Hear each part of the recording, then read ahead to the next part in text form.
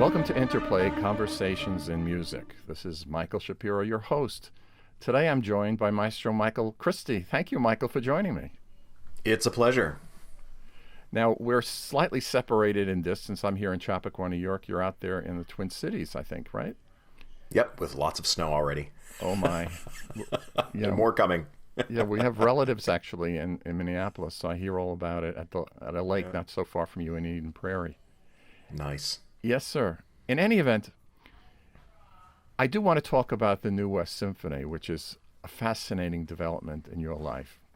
But if you don't mind my going back and talking a little about the world of opera and the world of symphony, which you have touched in both. Now, there were conductors in the 19th century and the 20th century who talked about getting the apprenticeship, as it were, in opera, and then going into symphony. And there are many examples of this, Toscanini being the most famous, but Klemperer and Walter, go down the list. Now, you did that in essence, did you not? But at the same time, you were always conducting symphony. So talk to me about how they've related, at least in your life, if you would. Sure. I think what was very interesting about the beginning of my professional life was that it was happening at a time in the mid-90s when orchestras and opera companies, for that matter, were almost inexplicably taking a chance on very young conductors because there was, before that, I don't think you could be, it would be imagined that you'd be more than really an apprentice conductor or an assistant conductor, but suddenly there was a change in the mentality of what the nurturing of a young person might be in the field. And at that time, Franz Welser Möst, then music director of the Zurich Opera, who was on a panel for the Sibelius conducting competition where I participated, pulled me aside and said, "Look, it seems like you have some understanding for how this whole conducting thing works, but you need to come to the opera house and really learn about the inner workings of music and drama and storytelling and the craft." And so for about 4 years, I was his assistant at the Zurich Opera, doing all the ballet productions, taking over productions once they were in the repertory, doing all the staging sessions, collaborating with the directors, with the singers. It was great. So I was very, very grateful. And some other conductors, I know Jim Gaffigan, for example, also worked with Franz in Zurich. And yes, I was also concurrently working in a very introductory way into the symphonic world in Scandinavia. I got my first job in Australia as music director of the Queensland Symphony. So I think even at that time, which still is something that still is pervasive today, there was a symphony track and there was an opera track, and somehow I was managing to keep my feet separate and having one in either camp. And that has been something I've fought for to this day, because it's really hard. The interesting thing, too, for the conductors I mentioned, Weingartner was another one. He's the one who talked about you have to have 14 years in the opera house and then you can do symphony, which I've always felt to be kind of interesting. But don't you believe that when you're conducting opera and you've got the people on the stage and you're at a distance from them, depending upon the house, that you learn a certain flexibility that when you start doing anything in symphony life, it's incredibly helpful. It's liberating, I think, actually. And although I do find sometimes working with various orchestras that they have been conditioned to expect every little gesture to come from the conductor, every musical gesture. And so sometimes I have definitely found that there's been a friction when I would say to somebody, "Oh, great, yeah, I hear how you're taking time there, and I can accommodate that." And they'll say, "Well, is that what you want?" And I'll say, "Well, it's within the range of expectations for how this will go, and if that's how you feel it, I can accommodate that." And sometimes that's worked really well, and the orchestra has been like, "Oh, great, fantastic, there's flexibility." And then other times there's this feeling like, "Well, do you want that or not?" So that I definitely have found that part of the juggling act to be a little, it's like a little bit of a job hazard when you go and meet an orchestra. I understand completely what you're talking about, because some orchestras know how to breathe and other ones you have to learn them how to breathe in certain ways. And coming out of the opera house and doing a lot of vocal music, there's definitely that issue. Rubato. I find rubato with an orchestra that Exactly. isn't as used to the idea of breathing to be really problematic. Often they will rush up to the point where we should slow down and then suddenly hit the brakes. And to get the ensemble to feel the space of the few seconds before that as a fertile ground to let things start to expand is very confronting. And it just depends on their tradition, I think. Have you conducted Delius in your life? I asked for a reason. Boy, a very, very long time ago. Actually, in Australia, because those tone poems would have been more on the minds of the more British-oriented Australian orchestras. So the reason I bring it up is that I tried the Cuckoo piece with an American orchestra, and they didn't know how to do it. It was really interesting, and I had to breathe every phrase. Now, accompanying is something that's quite interesting. People used to talk about Eugene Ormandy being the best accompanist that anybody had ever seen. And he didn't come from the opera tradition at all. He came from kind of the theater tradition. He worked in film houses, you know. But he had an innate quality of listening, maybe from his work as a violinist in chamber music. But don't you feel that your work with singers has allowed you to be a first-class accompanist? Doesn't it give you a certain leg up? I think it gives me more confidence in knowing that everybody understands how the tug and pull will work. So I just think that not only is it what they're producing musically, but it's also you start to get into their head about how they're forming a vowel, how they are getting ready for something. You can tell if they're maybe vocally need a little bit of help, or if actually they're really cruising forward. And I think that applies to pianists as well as clarinetists and other experiences in accompanying. It doesn't just become how are they executing those notes on the page. You really start to appreciate, as you said before, about that distance, negotiating the distance, negotiating the fact those singers have lights shining directly in their eyes and it's hard for them to see, and all they hear is this muffled sound. There's just all these factors, and when you can just relax and know that there will be a moment for you to exert the momentum that's required, and when they are going to, and it's not personally offensive to your musicality, then I think you're doing okay. Let's talk about style. You're a conductor who's done everything. I mean, if you look at your resume and your list of pieces in your background, your repertoire, it's immense. And that's from your work in symphony conducting and your work certainly in opera. You've done a great deal of operatic premieres, many by friends of mine. Okay, and I remember when you were in Brooklyn, and I know what you did in Phoenix and so forth, and now with New West. I'm going to talk about New West programming shortly. But I'm curious about the study of style. For example, when you're starting a new piece, there's no real history unless you've worked with the composer in the past. Right. So what is your way of getting into the style of that composer? And then we'll go back to people like Wolfgang in the back here. It's an interesting thought. Yeah, I think one of the truly liberating things about having an interpretive angle about Mozart, for example, is working with living composers, because you realize that the dots on the page that they have there are a close approximation to the timing, to the feel, to the energy of what they're looking for, and there's no way that humanity would be different between Mozart and Kevin Putz, for example. They have families and they're paying bills and they're creating music and reflecting what's around them. So Mozart wasn't in a bubble and immune from that. So that's all in that music. So I think for living composers, it's always starting with a phone call to just start to understand what they're looking for. Some composers, you can really tell that they have invested so much in every particular detail that they've written down that you will get the best relationship out of them if you really try to execute on that. And other composers, they'll say, I really want to get that sweep there, and I know that I didn't write a cello rondo because I didn't want it to rush, but let it feel like it's pushing forward. So you really start to get a sense of what their how their musical intention relates to what they've actually written on the page. There's a wonderful story about Toscanini going to Verdi at the end of Verdi's life and going over some part, I think of the Requiem or the Te Deum.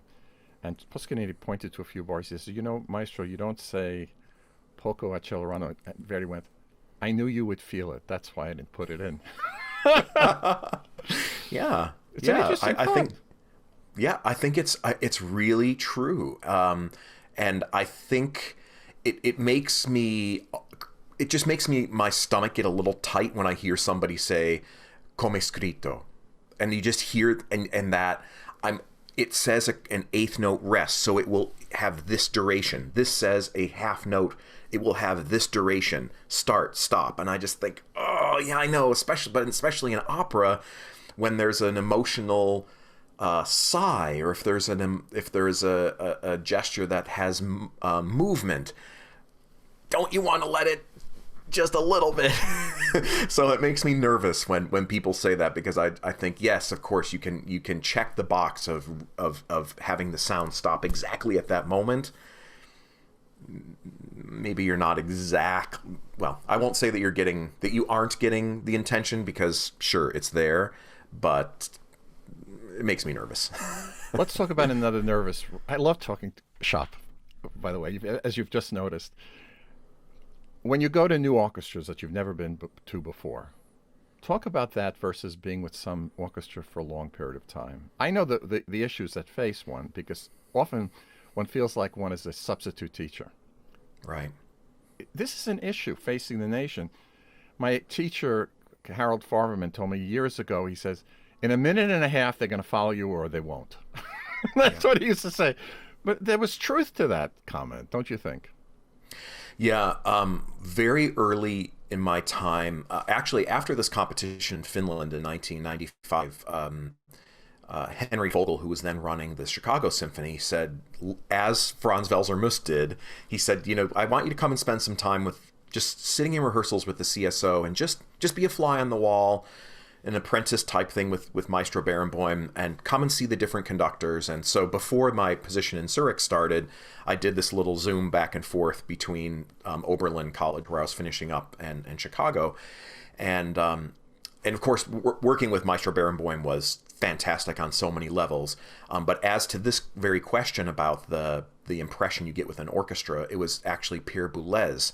I remember sitting in the conductor's suite with him, looking at Dumbarton Oaks, and I asked him a couple of questions, and I said, so Maestro, when you are in front of the orchestra, what is your strategy? And he said, no matter what happens, get to the end. They need to know the feeling, not only the musical thing that we're all aiming for together, but they need to know that you can get to the end, that you have a feeling for what the piece is supposed to do. And from that moment on, for the last 25 years, every first rehearsal is a read through, top to bottom. Even if it's a disaster, I will always say, we have time to come back to that, don't worry, let's just keep moving on. So I try to consciously avoid that moment where 3, 5, 7 minutes into it, everybody says, why did you stop? What do you want? I just take that out of the equation, and then they can judge me however else they want to. No, it's because you show your musicianship. Beecham talked about it. He says, with the Royal Philharmonic, the young conductor comes in, he stops here, he stops there, you know. He says, I go through the whole thing. Then I go back a few places, you know, Beecham, a few places, Yeah. I fix them. They can do it. A lot of orchestras, too, that I find, if they're doing traditional rep, they may not have done it for 4, 5, 7 years. So they want to go through it, so they reacquaint themselves. Yeah. The new West Symphony, let's go there. Because you are doing things now in face of this pandemic, which is wonderful. You're trying to get the orchestra out there, not only with your own podcasts, where you have your jukebox and talk about it, which is fabulous. Right. But also getting the orchestra out. Now, you have a planned season, which is really the international face of Los Angeles County. When you look at it, I mean, I've just got my notes here, and it's Violins of Hope, Black History Month, South Korea, Persian, Mexico, China, and other locales. But how they relate also to Los Angeles County and California. So talk to me, please, if you would, and to our audience about the vision of this wonderful orchestra and how you are accommodating not only the world of pandemic and virtual, but also the communities in your Sure. location in California. So the New West Symphony is made up of musicians from Los Angeles and Ventura counties. Many of them are playing in the studios. They're on Star Trek, Star Wars film scores, and James Cameron, John Williams, you name it. All those film scores my colleagues are playing on. And still today, actually, they're even in the pandemic, they're home in their studios recording just one person to the click track, etc. So it's a great, skillful group that really relishes the opportunity to play together with that very visceral symphonic music, because a lot of them do really just have to play to that click often in their kind of day jobs. So it's a great energy there. And when I got there, I'll just step back just a second to say that when I was asked by their general manager to come in for a colleague who was ill, he said, "Oh, we're doing a search, but I know you're doing this opera thing and everything else, and so just come and don't feel intimidated by the search process." So we got there, and I'm looking around and working with the colleagues and just thinking, A, these people are amazing, and B, the CEO, Natalia Staneva, we were talking about the community development strategies that I had been employing with lots of other communities in the past, and other activity, and I said, what would happen what would you consider happening if I brought a number of these ideas that had already been successful in other communities, and you don't have to recreate the wheel?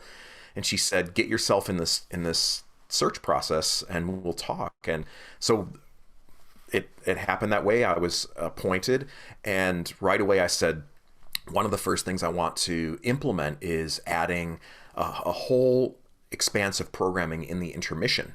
And so we've actually turned the intermission into this Q&A, new music, swirling format, so that audience members can choose to experience different interfaces with artists, or they can head out to the lobby and enjoy their wine. And they've got this choice time, which I think has been really fascinating. And we only got a few concerts to implement it, but it was terrific how people were participating in that. So that was a really great start. We also started making a certain thematic approach to the programming. I didn't want to overwhelm people with themes, because I had done some of that approach early, and it just got confusing for people. So a couple of performances were themed, and others were balanced more traditionally, I suppose. Well, yes. Let's talk about selection of repertoire, though, because this, to me, as an American composer, having gone through years of blight and prosperous harvest, I've seen it all, from the days of Metropolis and Lenny in the early days when I was a kid, and then Stokey and so forth, to more contemporary situations where things were good and things were not so good. Yeah. The band world, which the wind ensemble world, wants new music. Yes. They are looking to develop a repertoire. And if you go to the Midwest Convention, people just, "Oh, what are you working on?" Well, it's this ripe thing. This has not been true in symphonic music. And it's the reason that I became a conductor again after conducting as a young man. And then later, 20 years ago, said, I'm not going to wait. I'm going to record my own things. And therefore, I've been working in Birmingham and Wales at this BBC and doing that kind of stuff. You don't do that, which I love about your conducting. And as an American composer, I'm telling you that it's been wonderful watching what you've done. Because in every one of your concerts, you're like Kusevitsky. You look for new things to contrast with necessarily the old and the dead, if I may use a term like that. Right. But, talk about your programming for New West. It's highly vibrant. Well, I think having done this for 25 years, I've come up with a bit of a strategy overall. Like, I think the audience does need a piece to sink their teeth into, like a Scheherazade, for example. But then after that, I really feel like adding a surprise element is always interesting. So for my first concert there in the season pre-COVID, we did John Corigliano's Salute, which has the chorus or the orchestra playing their parts on kazoos, just icebreaker type things. I really do try to put an emphasis on American artistry, I suppose, not just American artists or American composers necessarily, but like an umbrella about artistry. So working with Marcus Roberts, working with David Krakauer, working with artists doing different things. One thing that this intermission concept has allowed me to say to our audience there is that whether you want to hear it or not, there will be on offer for you a new piece on every concert, which you will have never heard before. And I'm very, very deliberate about making sure that the orchestra had never played it before, and then the audience gets to choose. Now, before COVID hit, we had probably 85% of the audience come back because there were 5-minute pieces at the end of the intermission, but it was so great to be able to say to the people who were looking for that new music experience, you will have it every time. Every time you come to one of our performances, you'll have that. And of course, it's curated. I'm thinking about that that excited concert goer who's doing another career who doesn't know Putz versus Poulenc, who I don't expect them to know that, but I know that. So I'm going to curate that experience for them. So I think a lot of the programming strategy is about, in the season, like anybody else would do, a mix of different kinds of artists, allowing there to be a little bit of audience interaction where there may be something new happening. And what this online world has allowed us to do now is that we can create content around the explanation part, which is enormously full, because we're not subjecting 1,800 people to a conductor way down there addressing the audience. We can so old do school. Isn't it so old school, Michael? It's so old school, and yet it's, my God, it's on people's desks now. It's amazing. And that's right. That's where we've pivoted now, which I think is really exciting. Well, from the get-go, I've been following your career other than your flying. I've been following your career as far as the things you did in Phoenix, for example, where you tried to show that the conductor was not some old European guy who comes out and bows to the audience and then they never see him again. You were out there with the community, really connecting, and you've done that everywhere you've worked, which to me has been so refreshing. Michael, after the pandemic is over, there has been talk, and I speak to people in the opera world and the symphonic world who run, organizations and halls. There's a thought that not everybody's coming back so fast. What do you think? Well, my biggest concern is that there will be a group of our audience that won't or can't come back to the hall, at least for a number of seasons. And one of the things that I think is really important for us to do right now is to lay track for them, to get them comfortable with the technology, enable them to see how the extra content can work, how they can experience on their smart TV or even their laptop the concert experience. And it gives us the experience of creating that for them as well. So that's one of the big things that we're really thinking about as we create these docu-concerts, is what the orchestra concert goer who can't come will experience at home, so that they will be confident to say, yes, I want to hear the new West Symphony because I love the mix of classical and new, cultural, etc., and I know it's on this channel, so to speak. And that's one of our big missions with our activities during COVID. It's wonderful, and I think it's something that's so needed now as we progress to the next stage. Michael, this has been a thrill talking to you on Interplay. Thank you so much for joining me, Michael Christie. Good luck, everybody. Stay healthy. Thank you. This is Michael Shapiro, your host, Interplay, Conversations in Music.